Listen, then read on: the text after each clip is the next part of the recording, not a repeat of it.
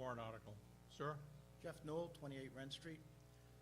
The petitioner and the author of the petition wrote it himself that he would like to see a committee put together to look into the credentials of the proposed elected fire chief.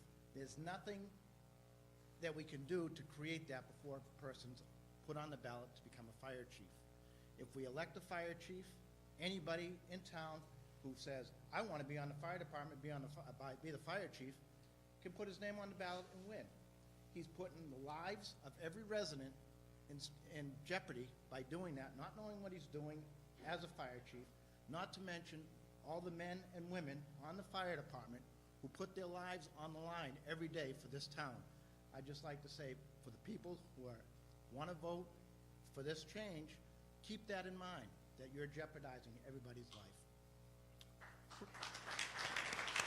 Further comments or amendments?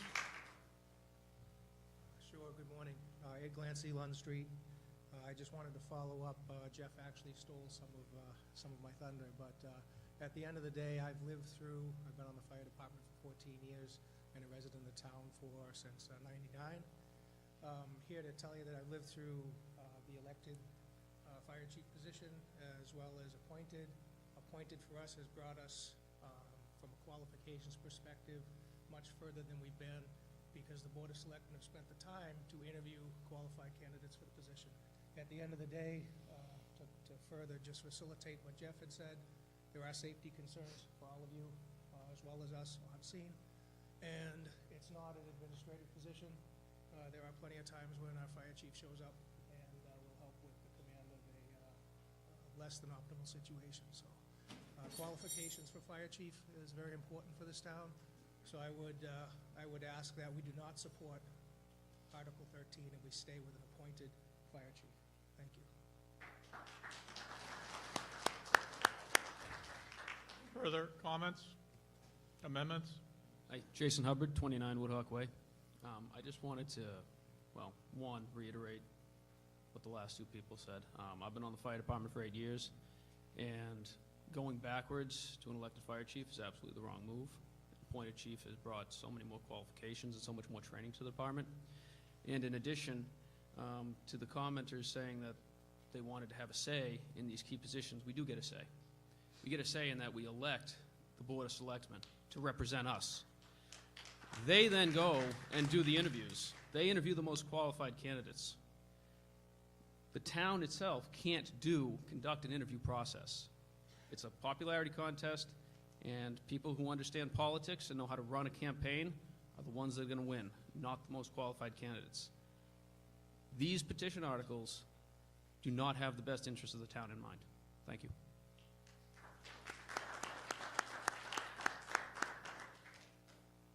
Good afternoon, Doug Nickel, 44 Robin Ave. I'm also your full-time deputy fire chief. I've served the community for over 32 years. I've been full-time now for 29 years. I've started out as a firefighter. I was a lieutenant for 7 years. I was a captain for 17 years. And I have been your deputy fire chief for 4 years. That's all a progression to get us in a leadership role and to build the department so that when the fire chief leaves or somebody behind, that we have that leadership behind there to come up to the next level. When you elect a fire chief, you have nobody with qualifications.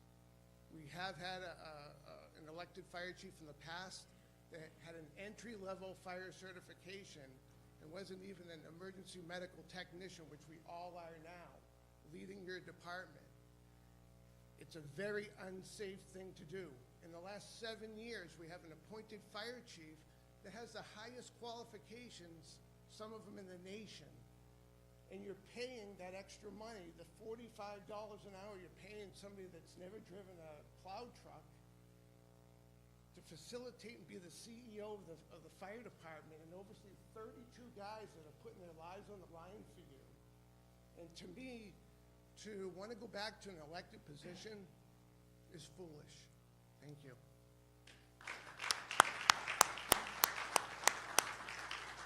Brian Kimball, 10 Garden Drive, Litchfield. I fully support the appointed fire chief. I put my life on the line every time the tone goes off. I've been sworn to protect you guys. I can't support it because I want somebody that's gonna be behind me, you know, with the highest qualifications possible. Thank you.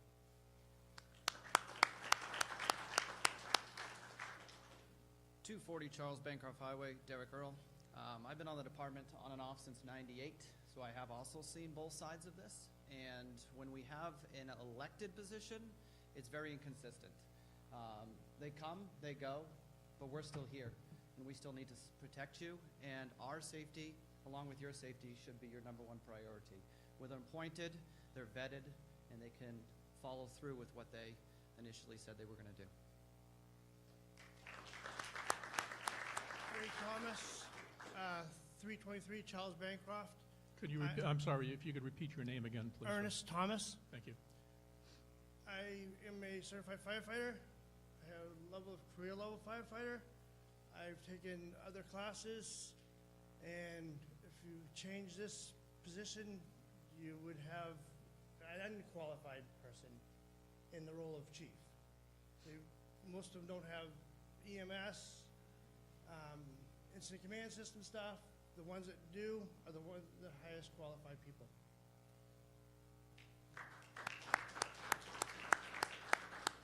John Travis, 2 Center Street. I've been on the department for 20 years. I'm your part-time deputy fire chief. Hello, everybody. Like I support, as you can see, everybody supports this, and Warren's been on the longest. But like Doug, I've been through 4 chiefs since I've been here, and this one by far, we are safer. You are safer. We are better trained, so you are safer. And I do not support an elected position. It just doesn't work. Like Firefighter Earl said and Lieutenant Earl said, they're not here anymore, but we all are. So please don't support this.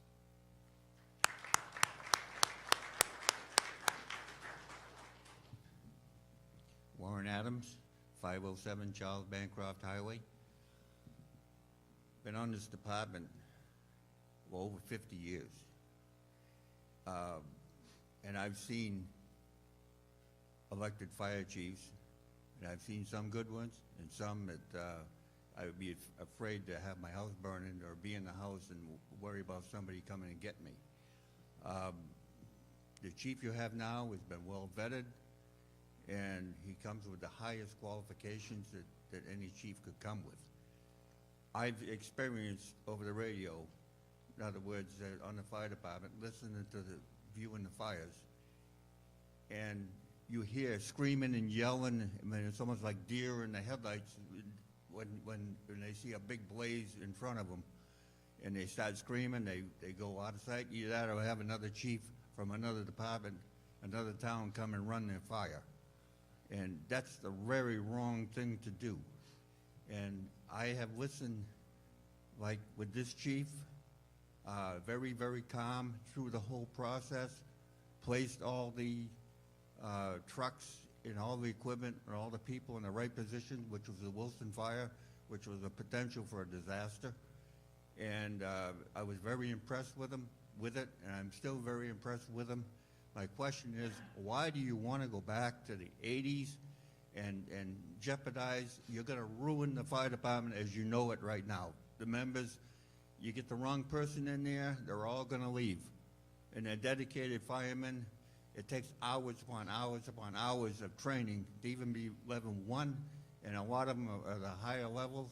EMTs, it's a lot of time that they put their own time into in order to get trained to help the town of Litchfield. I joined with the idea that I wanted to help the town of Litchfield, and I think I have. And my question is, I guess, why do you want to go back and to chaos, you know, everything chaotic in the town? And I've seen it both ways, and believe me, you don't want to go back. Thank you.